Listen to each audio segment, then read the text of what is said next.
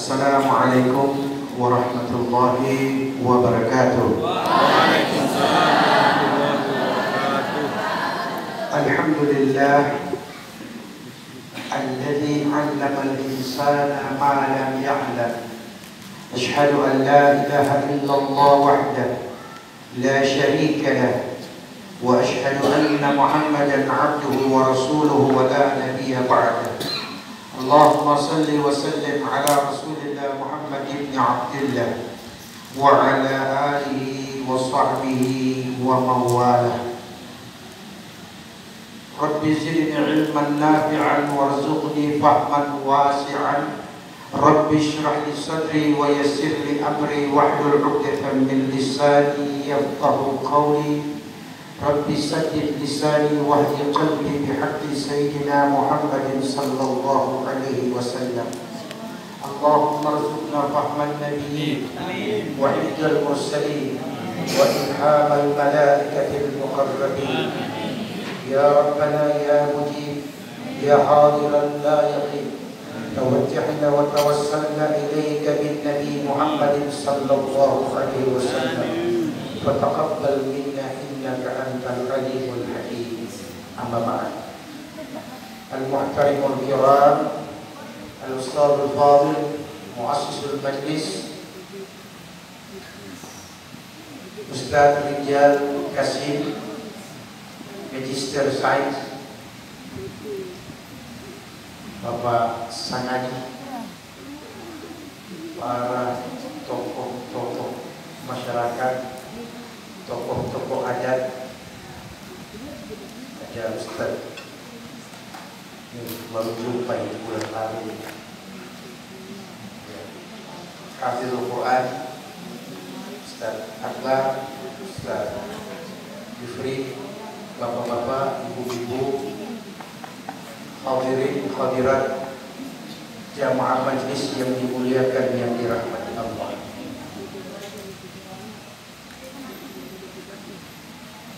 Tema hari ini berkaitan dengan nama, Maulid dan Maulud.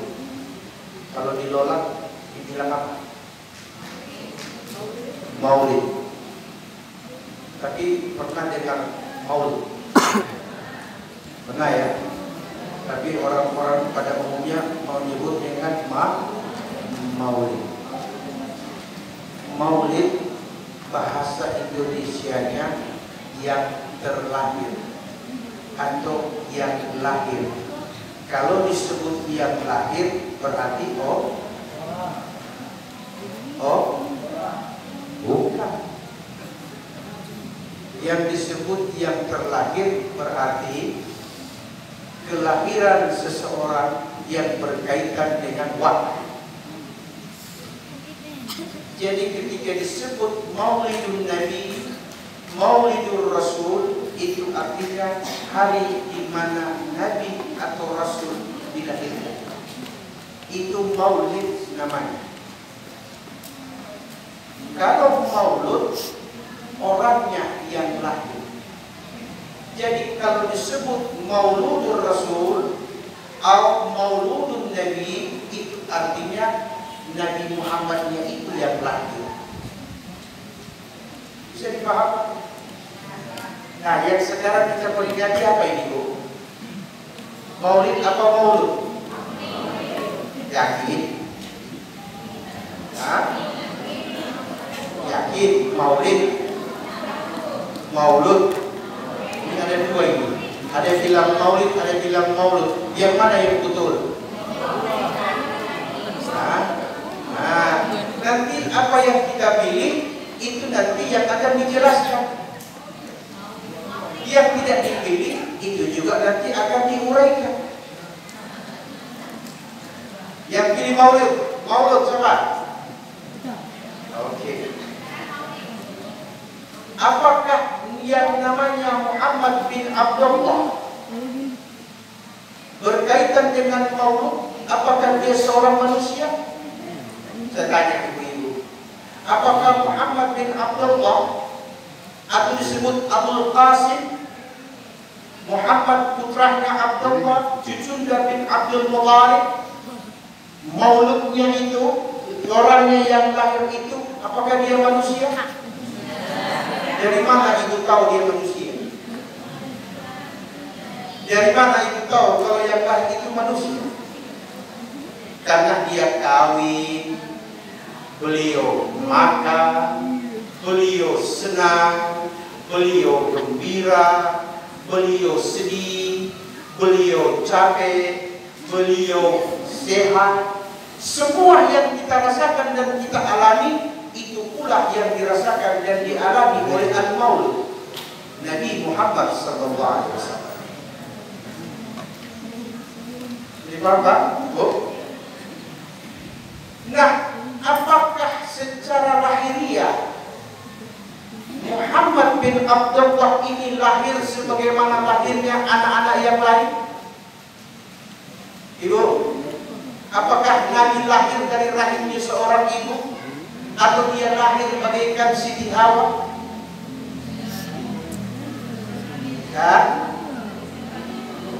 dia lahir dari seorang ibu yang tidak pernah merasakan sakitnya melahirkan. Di situ baru ada perbedaan Aminah dengan Siti Aminah. Aminah ketika mengandung Rasul tidak merasakan derita seorang ibu. Aminah, ya, ketika mengandung Nabi Muhammad SAW tidak merasakan sakitnya ketika melahirkan. Itu yang membedakan ibu Rasul dengan ibu-ibu yang hadir hari ini. Itu sebabnya sehingga kita menyebutnya dengan Maulud. Siapa itu? Nabi Muhammad sallallahu alaihi wasallam. Ini kipas angin ini boleh sekarang sendiri. Semutanya kita dorong.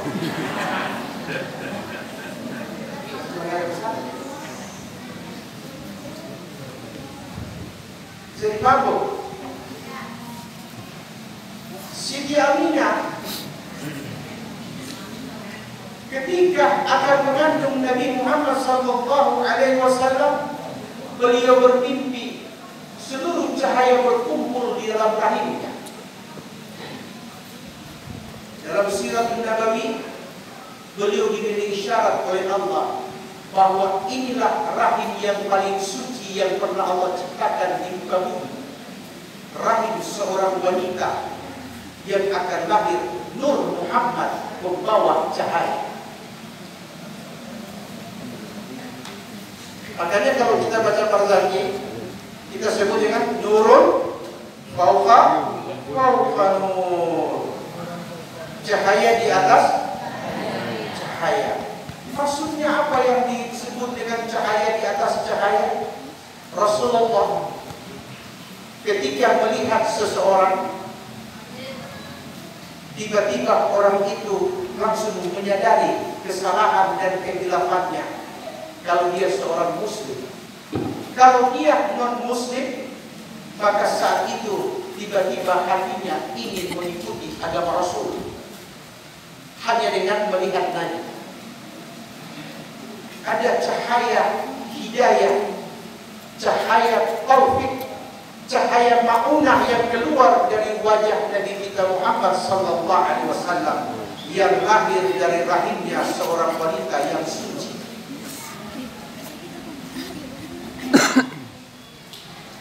Sekarang mari kita lihat apa yang dimaksud dengan Maulidun Nabi sallallahu alaihi wasallam. Kalau bicara tentang Maulid, berarti kita berbicara tentang tahun, tanggal dan hari kelahiran Nabi kita Muhammad sallallahu alaihi wasallam. Tanggal berapa Nabi wafat? Tanggal berapa? 14. Tanggal 20 April 500, ya, 500 berapa? 560. Ada yang bilang 67, ada yang bilang 69, masih bertepatan dengan tanggal 12 Rabiul Rabiul Awal. Tanggal berapa Nabi lahir tahun Masehi? 22 April 579. Tanggal berapa Nabi wafat?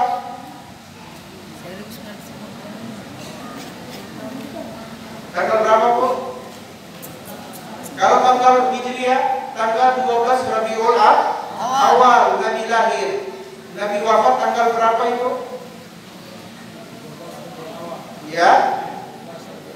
Nabi lahir 12 Rabiul Awal, Nabi wafat pun di tanggal yang sama menurut sebahagian riwayat. Jadi 12 Rabiul Awal lahirnya Nabi, 12 Rabiul Awal wafatnya Nabi. Makanya orang yang anti Maulid mengatakan kalian bergembira dengan hari wafatnya Nabi Muhammad SAW. Yang pakai hadra-hadra ini, orang senang Nabi wafat. Karena tanggal 12 Rabiul Awal mereka pakai hadra di masjid lagi. Begitu. Jangan cepat-cepat menelan sesuatu yang belum jelas dan akurat informasi. Kenapa demikian? Kelahiran Nabi Muhammad SAW itulah yang kita peringati dan kita gembira dengan kehadirannya. Buka Quran surat Yunus ayat 57 dan 58. Allah menyebut, bukan menyebut nama Nabi, tapi Allah menyebut Nabi itu dengan kata rahmat. Ya ayuhan nas, qad ja'atkum mau'idatun.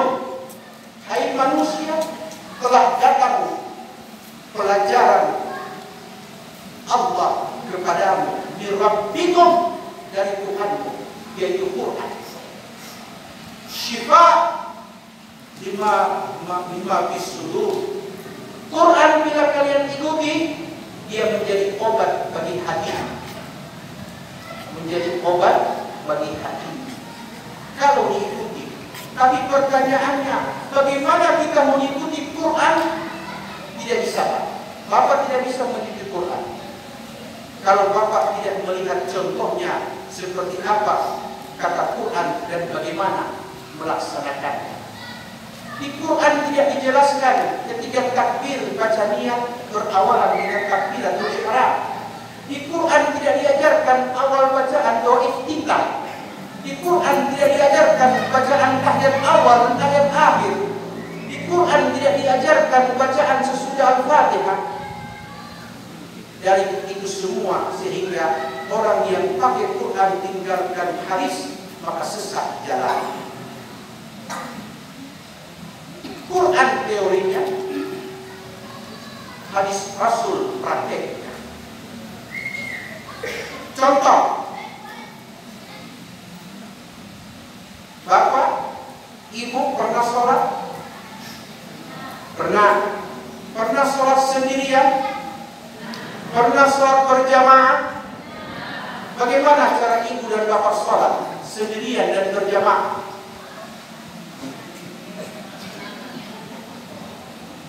Dari mana caranya Ibu sholat? Dan seperti apa caranya Bapak sholat? Caranya seperti apa yang kita lihat pada orang tua kita. Orang tua kita bawa kita ke masjid, kita belum tahu bagaimana cara takbiratul ihram dan tidak tahu ke arah mana kita menghadap sholat, bahkan tidak tahu bagaimana cara membaca Al-Fatihah. Pada umur-umur sebelum akhir balik, ayah dan ibu ajarkan bagaimana cara sholat, bukan dengan perintah, tapi langsung dengan contoh. Allah Akbar, Sami Allahu liman hamidah. Sekecil dia main-main di dalam masjid. Saat orang tua sholat di rumah, dia main-main. Tapi itu yang dia lihat siang dan malam. Maka pelajaran sholat didapat dari ayah dan ibunya. Dari mana sholat itu didapati ayah dan ibunya? Dari kakeknya. Kalau bukan dari kakeknya, dari guru-guru mereka. Guru mereka mendapatkan prakteknya dari gurunya dan dari gurunya dan dari gurunya dan berakhir kepada Nabi Muhammad sallallahu alaihi wasallam. Itu makanya Nabi mengatakan, "Shallu kama ra'aitumuni usalli." Lihatlah, salatlah kalian sebagaimana kalian melihat aku salat. Jadi kata ulama, orang yang salat 5 waktu berarti salatnya bersandar kepada Nabi Muhammad secara langsung. Dari orang tua, dari guru ke guru, orang tua ke orang tua ke guru, sampai kepada Nabi. Jadi namanya salat, perintah salat sanadnya bersambung langsung kepada Nabi Muhammad sallallahu alaihi wasallam, dan Nabi mengambilnya dari perintah Tuhannya. Mau'izatul rabbikum, surah Yunus ayat 57, sebagai pelajaran dari Tuhan. Allah mengatakan, "Fakabbiru," ucapkan, besarkan Allah, takbirlah. Maka Nabi takbir, Allahu Akbar. Warka'u ma'ar raki'in, rukuklah engkau bersama orang-orang yang rukuk. Nabi rukuk, Allahu Akbar. Wasjudu ma'as sajidin, sujudlah engkau bersama orang yang sujud. Nabi sujud. Sama Nabi yang tahu apa yang dibaca ketika sesudah takbir. Nabi pula yang paham apa yang dibaca sesudah surah Al-Fatihah. Nabi juga tahu apa yang dibaca pada waktu rukuk, dan Nabi paham apa yang diucapkan di kala tahiyat awal hingga akhir. Jadi orang yang salat, dia menerima ilmu langsung dari Allah Rabbul Jalil, dan dia menjadi hubungan langsung dengan Tuhan. Itu sebabnya orang salat, Nabi katakan, as-salatu mi'rajul mu'minin. Salat itu mi'rajnya orang beriman, bukan orang Islam. Ada orang beriman tidak salat? Tidak ada, Pak. Ada orang muslim tidak sholat? Banyak. Jangan bilang ada, banyak. Ya. Islam agamanya, selain Allah Tuhannya. Ingat, Islam agamanya, selain Allah Tuhannya. Dia lebih memilih dunia sebagai pilihan di waktu sholat daripada menyembah Allah 5 waktu. Dia lebih memilih dunia yang akan dia tinggalkan daripada berjumpa dengan Allah. Ada awal, tidak ada akhir. Ingat tuh, Pak, dunia ada awal, pasti ada akhir. Perjumpaan dengan Allah hanya ada awal, tidak ada akhir. Khalidina fiha abada, ia kekal dan kekal selama-lamanya. Dunia ada awal, ada akhir. Perjumpaan dengan Allah hanya ada awal, tidak ada akhir. Silahkan kita memilih.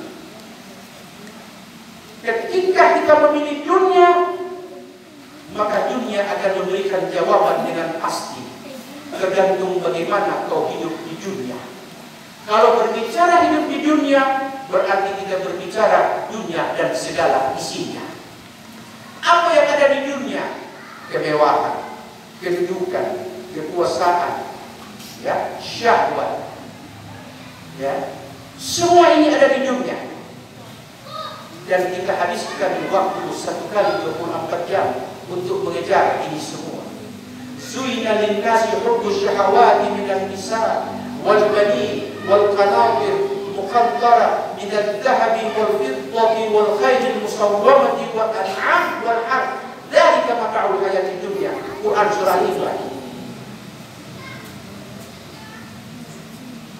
Wanita, kekayaan, emas, perak, ternak, kebun. Kata Quran, dzalika mata'ul hayatid dunya. Itulah perhiasan kehidupan dunia. Apa itu haram? Tidak. Tidak ada yang haram selagi yang kita cari yang benar dan yang halal. Saya pernah ceramah 1 jam lebih hanya bicara tentang doa makan. Mau kita ulang di sini? Mau? Doa makan, Pak. Sampai di trompet itu hafal doa makan. Karena doa paling mustajab di antara doa-doa yang lain. Dibaca langsung ada. Betul tidak? Kalau ibu baca doa lain, mesti tunggu lagi kalau Allah kasih. Kalau doa makan, Allahumma barik lana fima razaqtana wa qina adzabannar. Maka dia. Ibu, saya tanya dulu.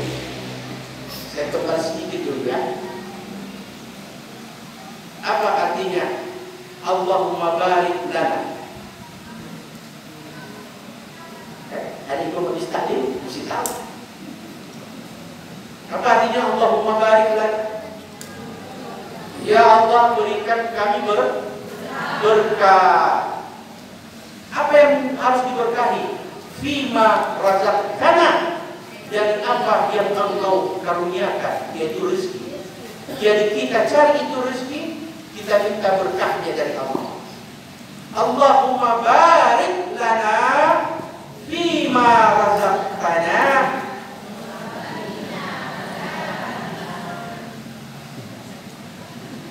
Apa yang berarti?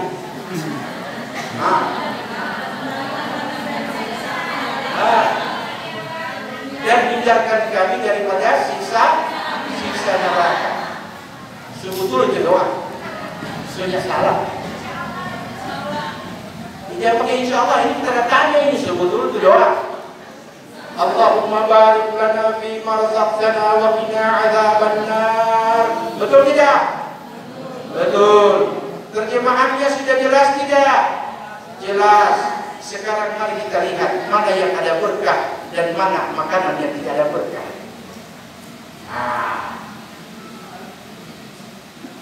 Orang Islam disuruh cari rezeki halal apa haram? Halal. Kenapa mesti cari rezeki halal? Ya, karena rezeki halal perintah Tuhan. Artinya rezeki yang baik, halalan, thayyiban, rezeki yang baik. Berarti kalau disebut rezeki yang baik, di situ tidak ada orang punya yang orang ambil, tidak ada jatah manusia yang orang kurangi. Itu namanya halal. Jujur dalam mencari harta, itu halal. Tapi ibu tahu, ternyata yang halal masih kotor. Buktinya kasih keluar zakat. Untuk apa zakat? Membersihkan dan mensucikan. Berarti yang halal masih kotor. Kenapa dikatakan kotor?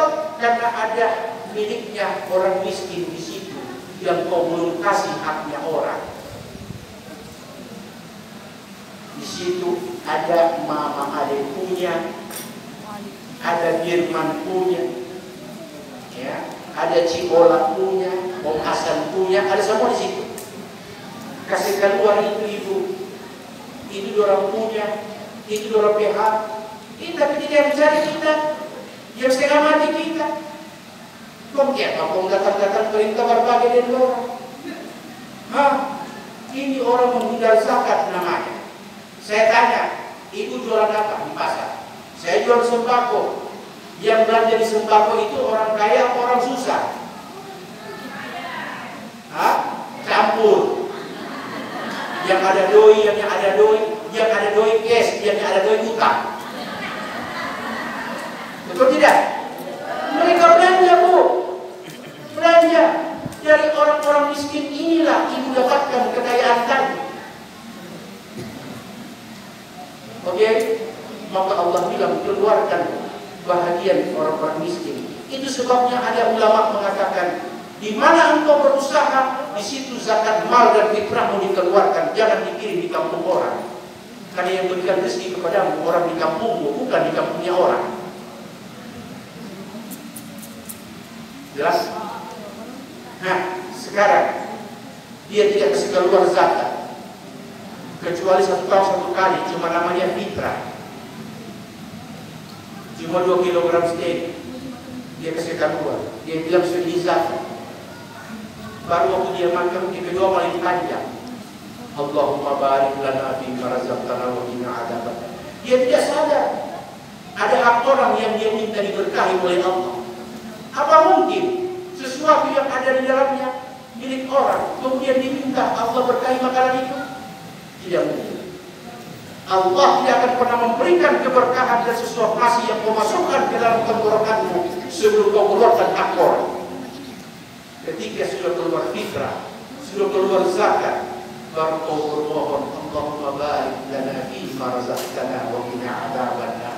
Baru makanan membawa berkah untuk dan neraka jahanam terhindar dari. Kenapa neraka jahanam terhindar? Karena tidak ada orang yang umat. Ini soalnya kasih keluar zakat, ambil orang punya, sembunyi orang punya, kumpul orang punya, mengaku dia punya.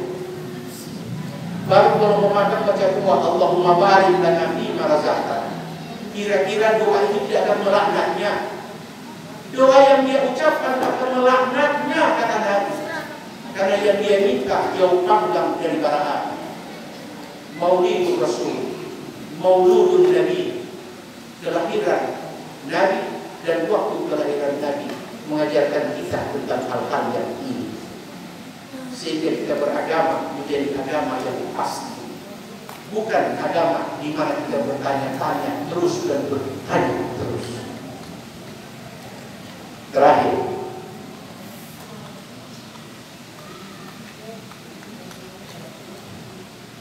ibu lebih suka bagaimana ibu? Baca doa sendiri atau Pak Imam yang baca doa? Ibu lebih suka doa mana? Baca doa sendiri atau Pak Imam yang baca doa? Hah? Lebih suka mana itu? Kenapa kalau baca doa sendiri? Karena kalau baca doa sendiri di atas salahnya ada orang tua.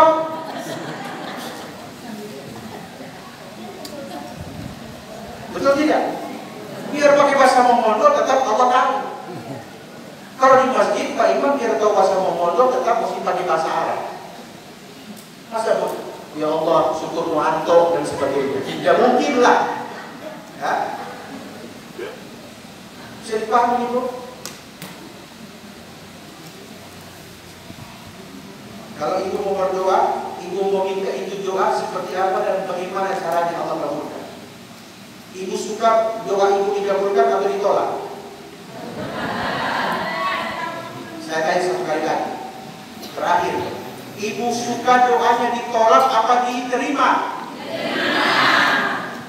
Kenapa kalau diterima? Beres urusan?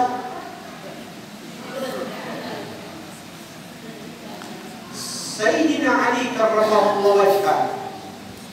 Sayyidina Ali menantu Nabi. Dia berkata, saya lebih suka setiap berdoa Allah menolak doa saya daripada Allah menerima. Saya lebih suka Allah menolak doa saya daripada Allah terima. Kenapa? Kalau Allah menerima doa saya, berarti Allah mengikuti kehendaknya. Tapi kalau Allah menolak doa saya, berarti saya yang ikuti kehendak Allah. Pertanyaannya, kehendak siapakah yang lebih baik? Kehendak kita atau kehendak Allah? Mungkin siapa yang bilang tadi dan doa-doa? Ini kalau bicara kalian terus. Kalau Allah yang menolak, berarti doa kita ada mudaratnya di dalamnya. Kalau Allah mengabulkan doa kita, berarti ada manfaat bagi kita. Jadi ditolak dan diterima, dua-duanya ada manfaat bagi orang yang berdoa. Saya kasih contoh. Waktu susah, sholat 5 waktu rajin. Serta sokaya, sehilang waktu. Waktu susah, banyak waktu. Sokaya, hilang waktu. Mana yang lebih baik? Yakin? Waktu berdoa begini, waktu masih setengah mati di hidup. Allahumma rzuqna rizqan kariman. Dengan air mata kasih. Rizqan halal, rizqan thayyiban mubarak. Ya Allah, berikan saya rezeki yang berlimpah, rezeki yang halal, rezeki yang berkah. Kalau susah kasih hidup ya Allah. Baik dua mencari berapa pagi, habis siang. Tuhan kita ini punya di mana untuk penghasilan. Dia mengalir dengan air mata, bahkan sejadahnya jadi saksi tetesan kesedihan sifatnya. Allah katakan, Lord, saya terima kau punya doa. Allah kasih air. Pertama, air mata kiri. Nanti air mata jatuh kalau ada orang berhutang tidak bayar. Mudah-mudahan ada mampus. Mudah-mudahan ada buruk bangka. Karena mati tidak riba. Dulu kalimat itu tidak pernah keluar dari lidahnya. Ketiga dalam keadaan fakir. Ketiga berkelebihan. Semua manusia yang sumpah serapah bagi dia. Berarti Allah kabulkan doanya untuk memberi mubarak bagi dia. Tapi ketika Allah tolak, Allah tetap memberi kita kemiskinan, tidak menambah rezeki kecuali mencukupi. Maka itu berarti rahmat Allah sedang turun kepada kita. Allah ingin kita selamat di dini wa dunya wal akhirah. Dunia ada awal dan ada akhir. Akhirat hanya ada awal dan ada akhir. Sebab ada lagi belum begitu.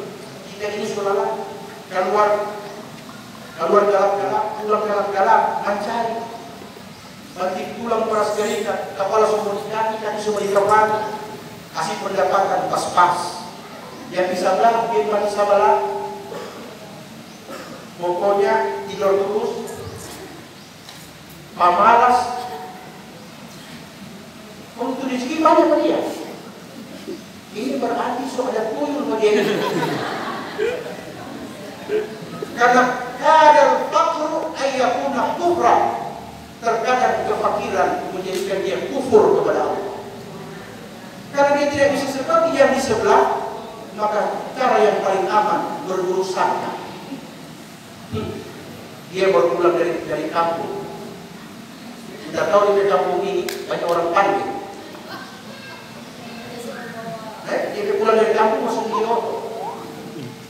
Padahal harusnya dia pulang kampung ada urus warisan. Oke, kita berburuk sangka karena kita tidak bisa seperti itu. Tapi mari kita lihat manfaat berbaik sangka. Ya Allah, Kau berikan dia mobil yang baru, rumah yang berubah, Masya Allah.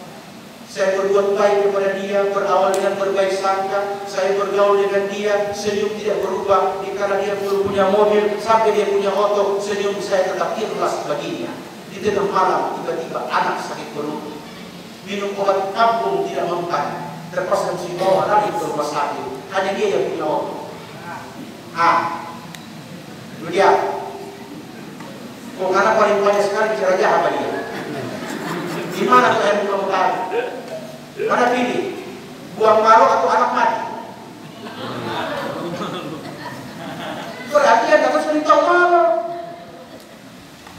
Itu sebabnya ibu berbaik-baik sangka kepada tetangga, berbaik-baik sangka kepada sesama. Hari ini dia tidak nyaman di mata, tapi besok dialah penolong pertama yang datang di kala kita susah. Hanya Allah yang tahu rahasia terbitnya hari esok. Wabillahi taufiq wal hidayah. Assalamualaikum warahmatullahi wabarakatuh.